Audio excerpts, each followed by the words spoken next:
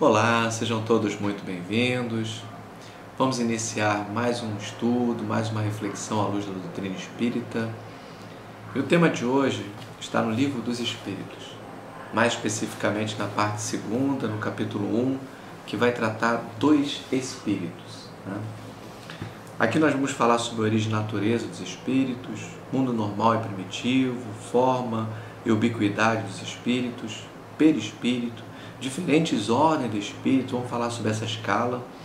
Terceira ordem, espíritos imperfeitos. Segunda ordem, bons espíritos. Primeira ordem, espíritos puros. Progressão dos mundos e anjos e demônios.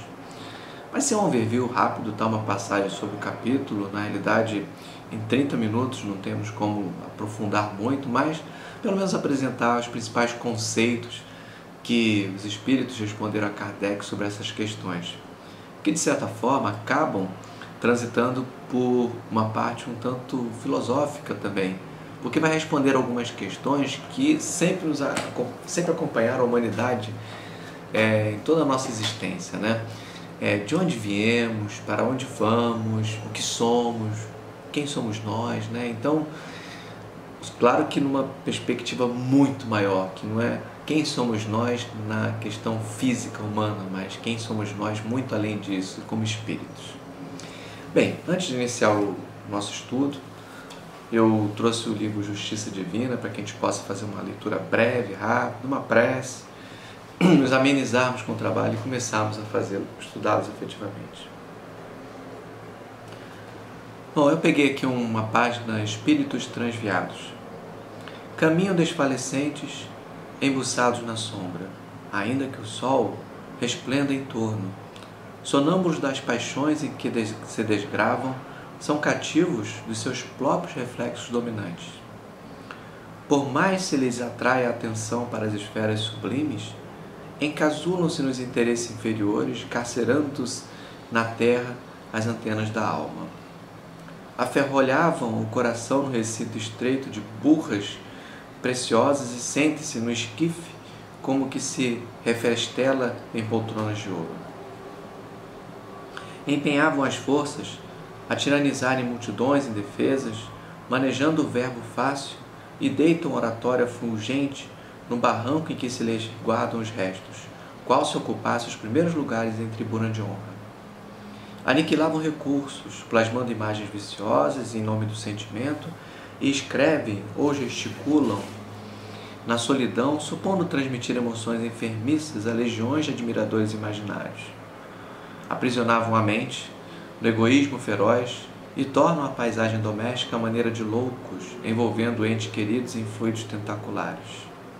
Hipotecavam energias aos prazeres sensuais e choram agressivos na cláusula da cova, disputando os vermes à posse do corpo transformado em ruínas. Empregavam as horas e laqueando a si mesmo e vagueiam errantes hipnotizados por inteligências corrompidas com as quais se julgam em delitos nas trevas. Não acredites, porém, sejam eles doentes, sem esperança. O Criador não quer escravos da criação. Todos somos livres para escolher os nossos caminhos. Por isso, quase sempre, em sucessivas reencarnações, gastamos séculos no mal, a fim de entender o bem. E se a lei te permite conhecer o suplício das consciências transviadas, para lá do sepulcro é que trabalhes em teu próprio favor. Corrige em ti mesmo tudo aquilo que censura nos outros, clareia-te por dentro, aprimora-te e serve, enquanto no corpo físico desfrutas o poder de controlar o pensamento, aparentando que deve ser, no entanto, após a morte, eis que a vida é a verdade, mostrando como tu és.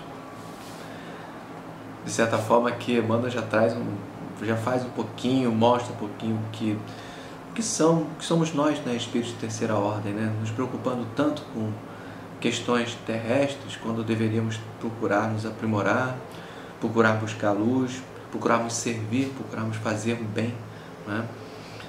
Aproveitando as oportunidades que o corpo físico, essa escola nos ensina, né? De modo que quando a gente desencarne, para os nossos processos evolutivos, a nossa luz possa brilhar um pouquinho mais, e aí sim, fora do corpo físico, mostraremos quem somos, né? Mas que possamos mostrar de uma forma positiva. Feita essa leitura inicial, onde estivermos, seja em casa, no trabalho, em qualquer lugar, vamos elevar nossos pensamentos a Deus, agradecer pela oportunidade do estudo que nós fazemos hoje, agradecer pela oportunidade de termos contato com essa literatura que nos dá esclarecimento, tranquilidade e paz, e que nos incentiva na senda do bem, mostrando sempre que a caridade, o amor ao próximo, é a alavanca que nos move e que vai nos fazer progredir nesse caminho de luz, dado e presenteado pelo amado Pai. Estejamos todos envolvidos e assim iniciemos o estudo do dia de hoje. Que assim seja.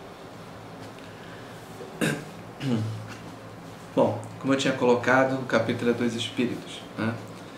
E Kardec já começa logo esse capítulo com a seguinte pergunta: que definição se pode dar por os Espíritos?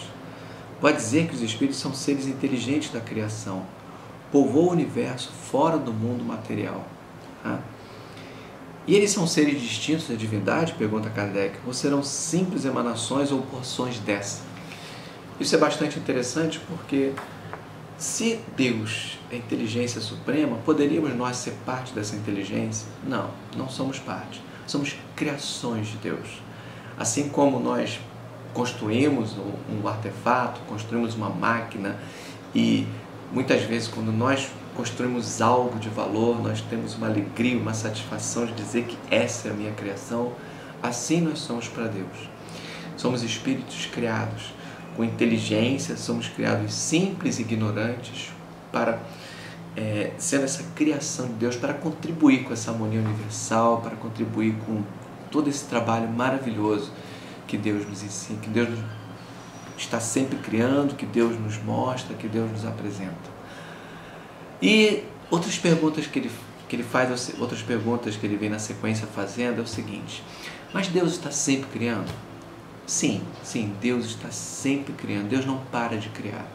E quando foi esse momento da criação?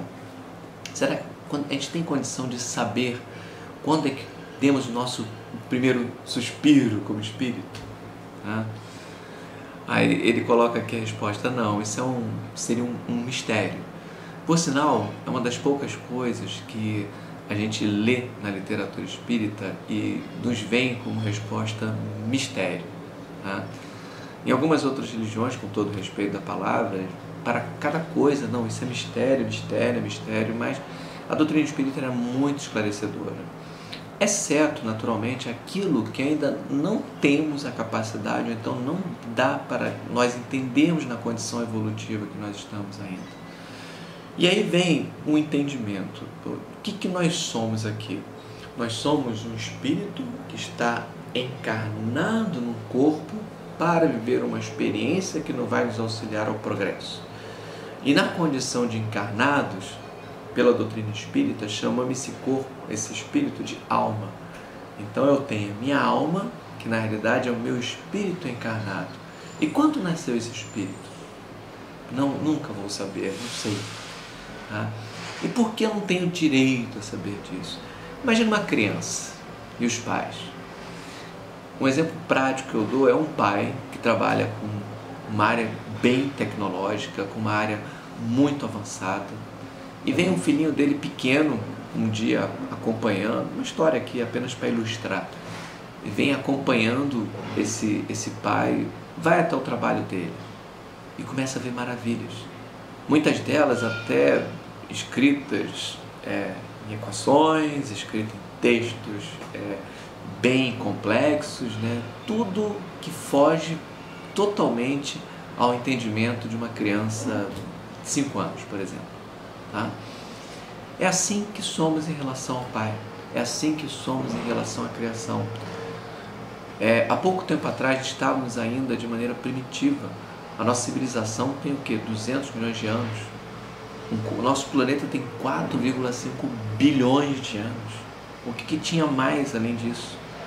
Ou seja, nós estamos muito recentes. Chegamos recente a um quadro evolutivo que nos permite agora exercer um pouco mais essa capacidade da inteligência que temos, com um pouquinho mais de discernimento, mas estamos longe de compreender. Vivemos numa porçãozinha do universo bem pequena, nesse planeta Terra aqui, limitados e circunscritos dentro de uma atmosfera, dentro de um pequeno globo, como se fosse uma pequena colônia, tá? Afastado absurdamente por distâncias inimagináveis de outros órgãos, tá? Ou de outros sistemas, enfim. Como que nós, tão pequenos, tão ainda iniciantes, poderíamos pensar e entender toda a grandiosidade do universo? A distância mais longe que nós chegamos estaria no limite do sistema solar, com a sonda Voyager viajando aí. Enfim, e é o que no máximo nós alcançamos. E o que é o sistema solar? Uma pequeníssima, infinitésima praticamente parte de uma galáxia. Então, o que nós conhecemos? O que nós sabemos? Na verdade, somos crianças ainda brincando no nosso quintalzinho de casa, tá? É assim que nós somos ainda perante a Deus. Por isso que muitas coisas não nos é dado a revelar, tá? Por isso muitas coisas não temos, por mais que revelasse, a gente não teria como descrever o que nós somos efetivamente, tá? E aí vem assim, outras perguntas que são, se então os espíritos, eles são materiais ou imateriais? Bom, para nós, para os nossos olhos, para os nossos sensores, porque nós encarnados, para poder ver, precisamos de olhos, para poder enxergar, para poder sentir, precisamos do tato, do paladar, precisamos do olfato, precisamos dos nossos sentidos. Sem o corpo físico, o espírito não precisa de nada disso, certo? Então ele consegue perceber muito mais além, estar sensível muito mais além daquilo que ele consegue ver. Então, é perguntado, os espíritos são imateriais? Não. Para o seu entendimento, sim, mas para o nosso, não. Ele é alguma coisa efetivamente, alguma coisa que te escapa a percepção, tá? É a mesma coisa se eu colocar, por exemplo, um sensor, tá? Capaz de medir, por exemplo, uma onda de luz que está dentro da nossa faixa de percepção visual, tá? E querer enxergar as coisas que estão além dessa faixa, tá? Então não tem como, tá bom? A gente tem limitações e essas limitações nos impedem de entender efetivamente como que seria um espírito, tá? O que é, mas imaterial não é, mas não temos palavras para definir aquilo que não conhecemos. É a mesma coisa um cego de nascença querer definir a luz. Não temos parâmetros, meios na nossa linguagem, que ainda é muito simples. E aí nós falamos do princípio e vamos até o fim. Os espíritos têm fim? Ou seja, se eu tive um início, de alguma forma que eu não sei descrever, será que eu vou ter um fim? Tá? E os espíritos respondem o seguinte: há muitas coisas que não compreendeis, porque tende limitada a inteligência, conforme eu estava falando, não é? Isso, porém, não é razão para que arrepilais. O filho não compreende tudo a que seu pai é compreensível, nem o ignorante tudo que o sábio apreende. Dizemos, em resposta a essa pergunta, que a existência do espírito não tem fim. É tudo o que podemos por agora dizer. Ou seja, se é tudo o que podemos agora dizer, é porque é aquilo que está efetivamente dentro do limite da nossa criação, dentro do limite daquilo que entendemos, daquilo que somos capazes de depreender, tá? E como o espírito ele passa por diversas encarnações e por todo um grau evolutivo, para nós é quase que se tornasse uma eternidade, entendeu? É como se tornasse uma eternidade. Bom, e aí vem outra questão, que é o mundo normal e primitivo, né, que seria o outro tópico. Nesse aqui é perguntado o seguinte, os espíritos constituem mundo à parte, fora daquele que vemos? Sim, o mundo dos espíritos, ou das inteligências incorpóreas. E qual dos dois mundos é mais importante? O mundo corpóreo ou o espírita? Né? Ou o mundo espírita? E a resposta é simples, né? O mais importante é o mundo espírita, porque ele é que sobrevive pela eternidade. O mundo corpóreo ele está sujeito a transformações, ele está sujeito a mudanças, ele está sujeito a alterações. Então, a Terra ela teve seu tempo de início, vai ter o seu tempo de fim. Nós tivemos um início da nossa vida vamos ter o nosso fim. Ou seja, não somos de toda a eternidade, mas o Espírito sim, fomos criados há muitos séculos atrás, e temos muitos séculos pela frente na contagem terrena. Não é isso? Bom, o mundo incorpóreo então poderia deixar de existir? Poderia, certo? Mas ele é um mecanismo, é a ferramenta que Deus nos concede para que a gente possa progredir. Quanto a isso, os Espíritos respondem aqui: de certo, eles são independentes, contudo é incessante a correlação entre ambos, porquanto um sobre o outro incessantemente reagem. E ele coloca aqui: ocupam os Espíritos uma região determinada e circunscrita no espaço? Não, eles estão por toda parte, povoam infinitamente os espaços infinitos. Tendes muitos deles de contínuo ao vosso lado, observando-os e sobre vós atuando sem perceberdes, pois que os Espíritos são uma das potências da natureza e instrumentos que Deus serve para a execução de seus desígnios providenciais. Tá? Como diz na introdução ao livro dos Espíritos, os Espíritos estão sempre ao nosso lado, acotovelando-nos, como dizia Allan Kardec. Nunca estamos sozinhos. Tá? Não pensemos que, por exemplo, vamos descer um elevador, tá? E vamos estar sozinhos. Possivelmente vai estar alguém conosco ali. Possivelmente alguém vai estar acompanhando. Estivemos no nosso quarto, na nossa casa, no nosso lar, no nosso trabalho.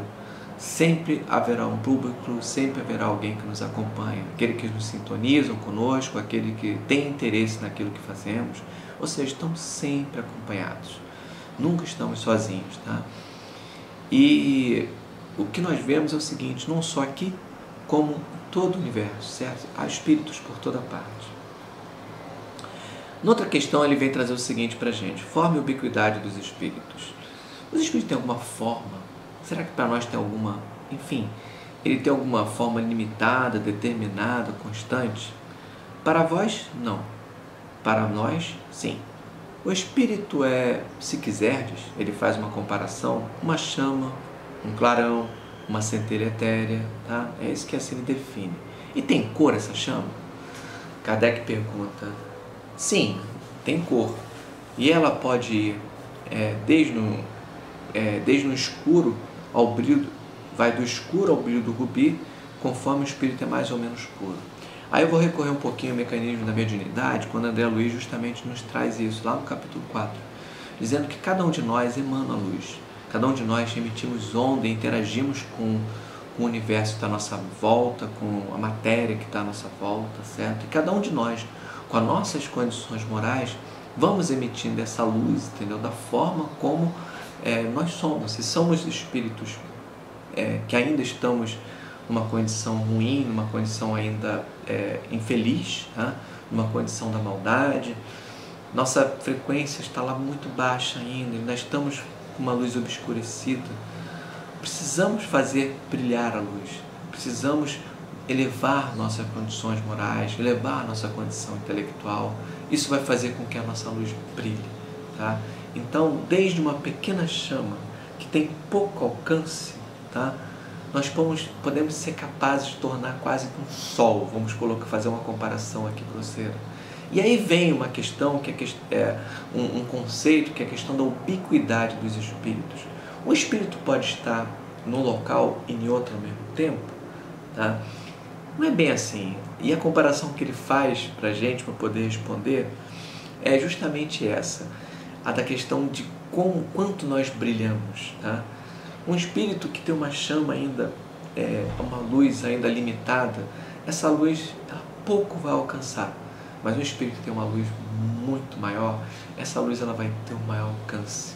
Imagina um espírito de luz, um espírito crístico, um espírito que é Jesus, por exemplo, que tem uma luz imensa, um espírito já que não precisa encarnar. Essa luz ela atinge a qualquer lugar. E uma comparação que ele faz é com o Sol. O Sol está aqui, nós estamos aqui como planetinha, certo? As suas emanações vêm até nós como se ele estivesse aqui conosco, trazendo calor, trazendo sua energia. Outro planetinha que está aqui, Marte, pode receber da mesma forma essas ondas, essa luz, e podem receber esse carinho.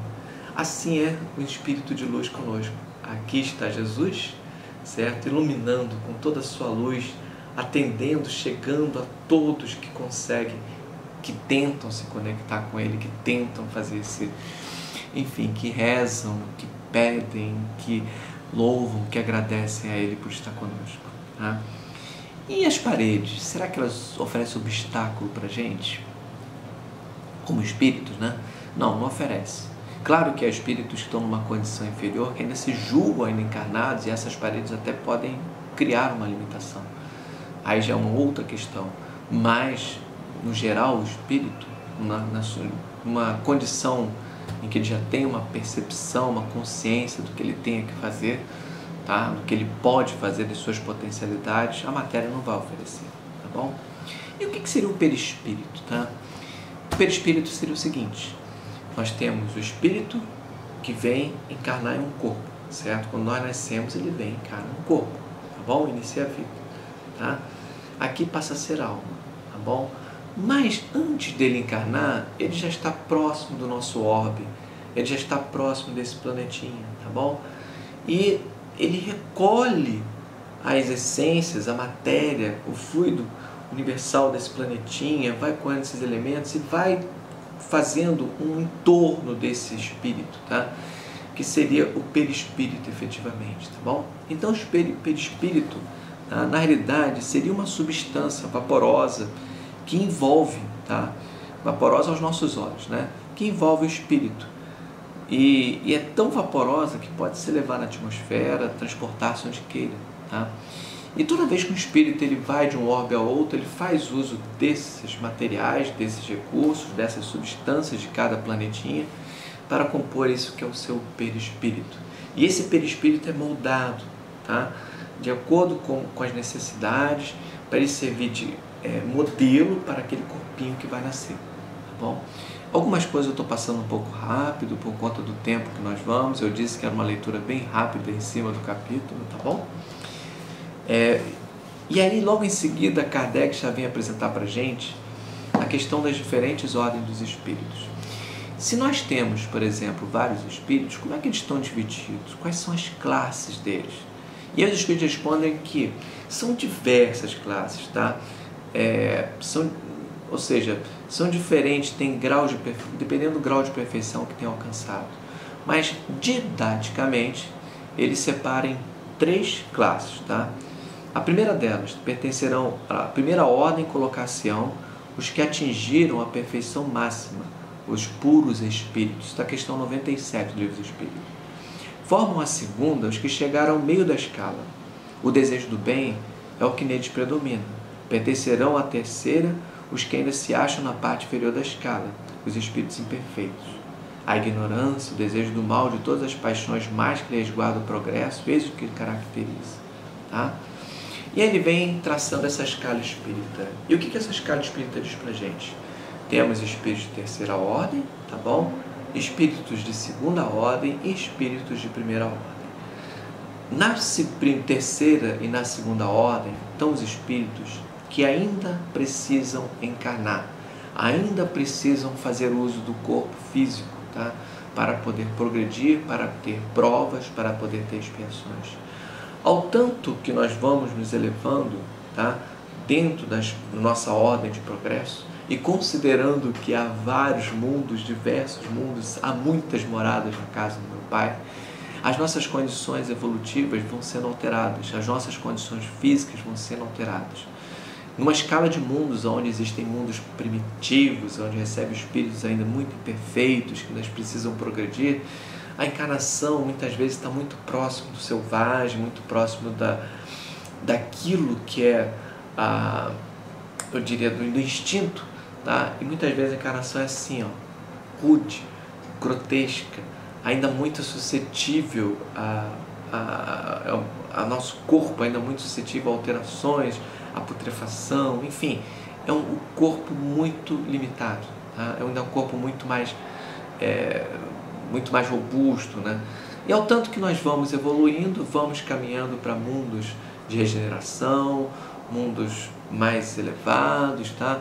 E nesses mundos mais avançados, o nosso corpo já vai acompanhando o progresso do espírito.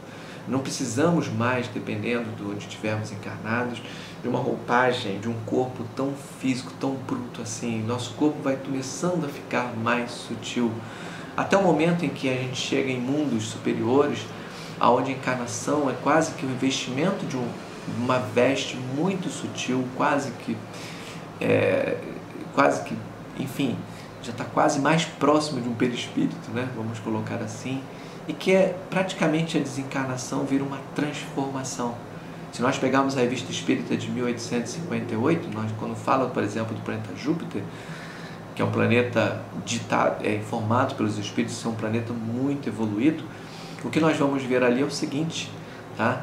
É uma encarnação muito sutil, num corpo muito etéreo, num corpo que consegue se deslocar, numa encarnação que pode durar muito mais, porque o corpo não é suscetível a transformações, não é suscetível a putrefação, não é suscetível a ele se deteriorar com o tempo. E assim, e quando ele desencarna, praticamente já há uma consciência de que há essa transformação. Tá? E assim nós vamos, com o corpo bruto, com o corpo mais sutil, até o momento quando terminamos a segunda ordem e passamos para a primeira ordem, não precisamos mais encarnar. Tá bom? Dentro da terceira ordem, nós temos espíritos das diversas categorias. Aí ele coloca assim, tem espíritos de oitava classe, pseudo-sábios, neutros, ele vai tratando levianos, batedores, são várias classificações, naturalmente atendendo uma questão didática de poder encaixar alguns como se observa, né? E dentro da escala dos bons espíritos, tá? Ou seja, a segunda ordem, vem espíritos sábios, benévolos, sabedoria, superiores. Qual a diferença entre a segunda e a terceira escala, basicamente? Na segunda escala já é o desejo do bem. Ou seja, a gente já sai da questão do orgulho, já sai da questão de estarmos presos ao orgulho, à vaidade, aquilo que nos arrasta, essas paixões que nos arrastam ao mal, certo? E aí já estamos numa condição de bondade, de benevolência. Mas ainda temos corpo físico, né? Então estamos sujeitos a alguma influência dessa matéria, do qual ainda não nos dependemos totalmente. A condição de espírito puro não. Essa já temos uma condição totalmente livre da matéria. Aí começa os espíritos que estão numa condição crística, numa condição já de divindades praticamente. Quando digo divindade, utilizando um termo que a humanidade coloca, que são espíritos já muito mais avançados, né? O interessante é que já avançaram, não precisam encarnar, mas será que eles estão numa contemplação eterna? Não, não estão numa contemplação eterna, tá? Eles simplesmente estão no ociosidade monótona, estão o tempo todo em atividade, tratando as questões do Pai. E a progressão dos espíritos já chegando ao final? Todos nós vamos progredindo, uns mais, outros menos, tá? Aqueles que demoram a progredir e às vezes acabam se permanecendo no mal durante séculos e séculos, e assim acabam se transformando, se modificando, se focando no mal, e seria aqueles, talvez, demônios, certo? Que na verdade não são uma criatura, não são deuses como Deus, senão Deus não seria único, tá? E aqueles que já atingiram o bem, poderia ser aquilo que nós definimos como anjo, que está lá na pergunta 128 adiante, tá bom? O ser humano, ele vive tão pouco, né? Nossa escala de vida perante a universalidade, perante a eternidade é tão pequenininho que a gente acredita que um ser mau pode ser um demônio da vida inteira. Mas é porque ele teve várias encarnações, mas um dia ele vai se transformar e vai poder ter a capacidade de ser anjo, assim como todos nós vamos nos transformar. Como eu disse, era uma leitura do capítulo bem breve, então vamos encerrar, já temos quase 30 minutos. Queria agradecer a presença de todos e agradecer a Deus pela oportunidade sublime, edificante, maravilhosa de aprendermos um pouquinho mais. Agradecer aos bons amigos de luz e que possamos crescer nessa seara do bem, na caridade prática, que é aquela que vai nos permitir o progresso. Como eu disse, era uma passagem rápida, espero que tenha sido útil, tá? Sugiro a leitura, muito bom, tá? Para a gente entender um pouquinho daquilo que somos. Muita paz, muita luz, fiquemos com o amor do Pai, que assim seja.